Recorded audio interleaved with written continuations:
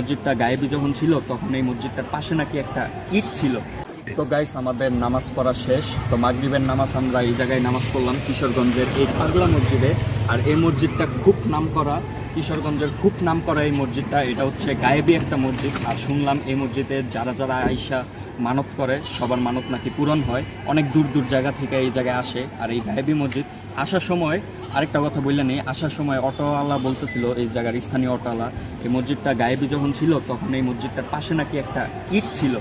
তো যার বাসায় দর দেওয়া সাকিব, এখন ক্যামেরার পিছনে আছে সাকিব, সাকিবকে দিয়ে যায়। তো সাকিব, তোর বাসায় একটা লেবু গাছ, এই লেবু গাছ থেকে অনেক কেউ একটা লেবু চুরি করে নিয়ে গেল। তখনকার এই মানুষ বলে এই মসজিদের ওই ইটটাতে একটা লাল সুতা বাইন্দা যেত, যে লেবু চুরি করে নিয়েছে।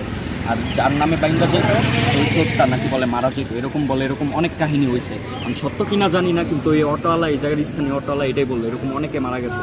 তারপর আবার মনে করো ওই যেই লেবুটা না বললে নিয়ে গেছে, ধর সামথিং চুরি করে নিয়ে গেছে, সে যদি আবার মালিকের কাছে বইলা যায় বা লেখা যায় যে আমি নিয়ে গেছি, তো ওই ব্যক্তির আবার সাথে সাথে আইসা বলে ওই ইট থেকে লাল সুতাটা খুললা ফেলে, তাহলে বলে ওই লোকটা কিছু হয় না।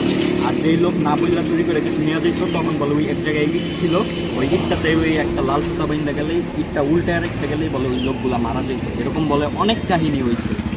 তো এইটাই হচ্ছে কিশোরগঞ্জের সেই গায়েবী নাম করা, পুরা জেলায় জেলায় পুরা নাম করা এই মসজিদটা, কিশোরগঞ্জের পাগলা মসজিদ। সবাই এই জায়গায় অনেক দূর দূরান্ত থেকে এই জায়গায় আসে, সবাই অনেক মানত করে।